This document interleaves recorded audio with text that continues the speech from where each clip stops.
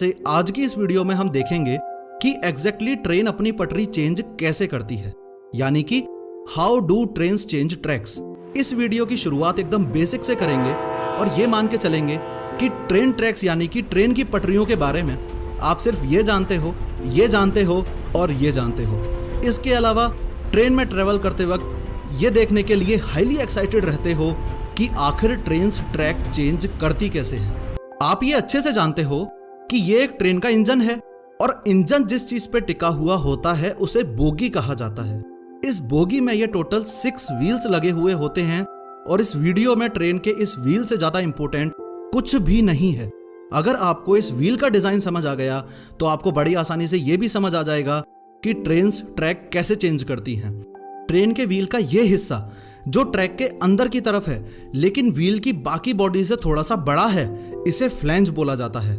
और ट्रेन के व्हील के शेप को आउटवर्ड कॉनिकल शेप बोला जाता है, यानी कि अगर आप ट्रैक से दूर जाने की डायरेक्शन में देखोगे तो व्हील छोटा होता जाएगा। अब ये जो फ्लैंज है इसका काम है ट्रैक चेंज करवाना और ये जो कॉनिकल शेप है इसका काम है कर्व्स पे या यूं कह लो कि ये मोड़ पे ट्रेन्स को पलटने से रोकना।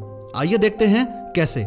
कई लोगों को यह डाउट होता है कि ट्रेन इंजन के अंदर लोको पायलट के सामने लगा हुआ ये स्टीयरिंग व्हील ही ट्रेन्स को पटरी बदलने में मदद करता है, लेकिन ऐसा नहीं है। ये स्टीयरिंग एक एक्सेलरेटर है और इसका काम है ट्रेन की स्पीड बढ़ाना।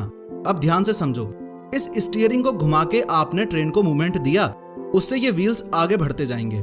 आगे बढ़ते बढ़ते ये व्हील्स अब उस जगह पर पहुंच चुके हैं जहां पर ट्रेन को अपना ट्रैक चेंज करना है। अब 2 मिनट के लिए इन व्हील्स को भूल जाओ और आपका पूरा फोकस मुझे इधर चाहिए। ये जो इतना सिस्टम है जहां पर ट्रेन ट्रैक चेंज करती है इसे पॉइंट बोला जाता है। इस पॉइंट के साइड में ये जो मशीन लगी हुई है इसे पॉइंट मशीन बोला जाता है और इस पॉइंट मशीन का काम होता है इस क्लोजर रेल का मूवमेंट करना।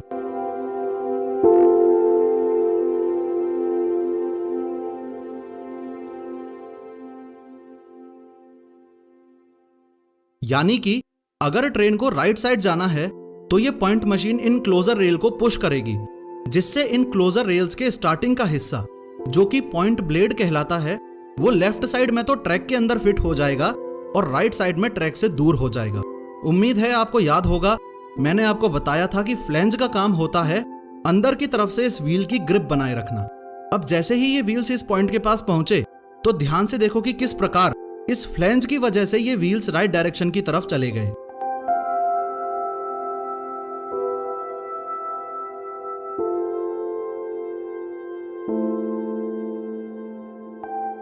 क्योंकि ये फ्लैंज अंदर की तरफ है इसलिए पॉइंट पर पहुंचते ही इस लेफ्ट व्हील का मूवमेंट कुछ इस तरीके से हो रहा है।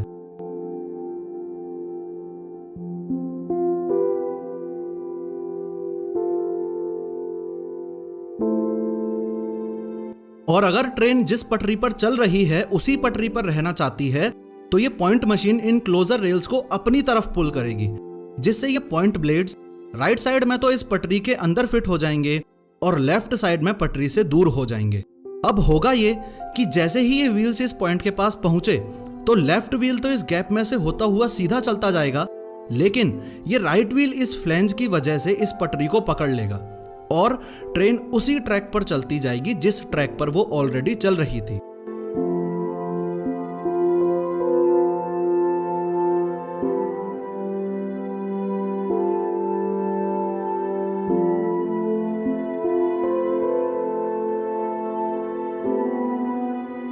अगर थोड़ा सा और आगे बढ़ें तो इस हिस्से को फ्रॉग बोला जाता है और ये पटरियां जो आगे कंटिन्यू हो रही हैं इन्हें फ्रॉग रेल्स बोला जाता है। इन फ्रॉग रेल्स का काम है इन व्हील्स को कंटिन्यूटी देना। ये देखो, जैसे ही ट्रेन ने एक बार ट्रैक चेंज कर लिया उसके बाद वो इन फ्रॉग रेल्स को अप्रोच करेगी और कुछ इस तरीके से ये फ्रॉग रेल्स इस ट्रेन को रास्ता देंगी। आपने ये तो देख लिया कि ट्रेन से एक पटरी को छोड़ के दूसरी पटरी पर कैसे जाती हैं, पर अभी भी एक ऐसा क्वेश्चन है जो कि हाईली इंपॉर्टेंट है। Guess what? क्वेश्चन ये है कि पॉइंट मशीन को कंट्रोल कौन करता है? ये कौन डिसाइड करता है कि ये पॉइंट मशीन इस क्लोजर रेल को पुश करेगी या पुल करेगी? एनीवेज, अगर बात करें कि पॉइंट मशीन को कंट्रोल कौन करता है तो सबसे पहले तो ये याद रखो कि शुरुआती दिनों में, आज से कई साल पहले, पॉइंट मशीन होती ही नहीं थी, बल्कि इसकी जगह ये लीवर होते थे। इन लिवर्स को ऑपरेट करने के लिए यहाँ पर एक आदमी की ड्यूटी लगा करती थी, जिसे पॉइंट्समैन बोला जाता था। इस सिस्टम के साथ प्रॉब्लम यह थी कि पॉइंट्समैन की गैर मौजूदगी में कोई भी इस लीवर के साथ छेड़छाड़ कर सकता था और किसी बड़ी दुर्घटना को अंजाम दे सकता था। इसलिए इन लिवर्स को यहां से हटाकर केबिन्स के अंदर शिफ्ट कर दिया। रेलवे स्टेशन के स्टार्टिंग और एंड पे आपने इस तरीके की 2 बिल्डिंग्स देखी होंगी। इन्हें केबिन बोला जाता है। कई सालों तक लिवर्स को इस केबिन के अंदर से ही ऑपरेट किया गया, लेकिन जैसे जैसे टाइम के साथ टेक्नोलॉजिकल एडवांसमेंट हुआ, वैसे वैसे ये केबिन्स भी यूजलेस होते गए। पॉइंट मशीन को लेके आज क्या कंडीशन है, अगर इस बारे में बात करूं तो ट्रेन की पटरी बदलने के टॉपिक को एक बड़े ही इंटरेस्टिंग एग्जाम्पल के साथ समझते हैं। अब चूंकि मैं जयपुर में रहता हूं तो आपको यहीं के एग्जाम्पल से समझाता हूं। जयपुर शहर में मेनली ये स्टेशंस हैं: 22 गोदाम, दुर्गापुरा, गांधीनगर, जगतपुरा, जयपुर जंक्शन और कनकपुरा। अब ये जो 6 स्टेशंस हैं, ये मिलके बनाते हैं एक सेक्शन, और इस पूरे सेक्शन को जो कंट्रोल करता है, इंडियन रेलवेज में उसे सेक्शन कंट्रोलर कहा जाता है। इसी प्रकार से अब इतने बड़े स्टेशन को भी कंट्रोल करने के लिए कोई ना कोई चाहिए, तो इंडियन रेलवेज में स्टेशन को कंट्रोल करने वाले व्यक्ति को स्टेशन मास्टर कहा जाता है। अब ध्यान से समझो, इस सेक्शन कंट्रोलर का काम है इस बात पर नजर रखना कि कौन सी ट्रेन को कौन सी पटरी से होते हुए किस डायरेक्शन में भेजना है।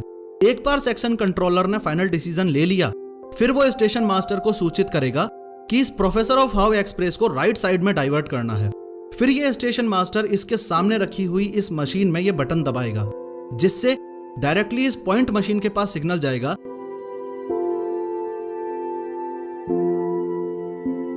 कि इन क्लोजर रेल्स को पुश करना है।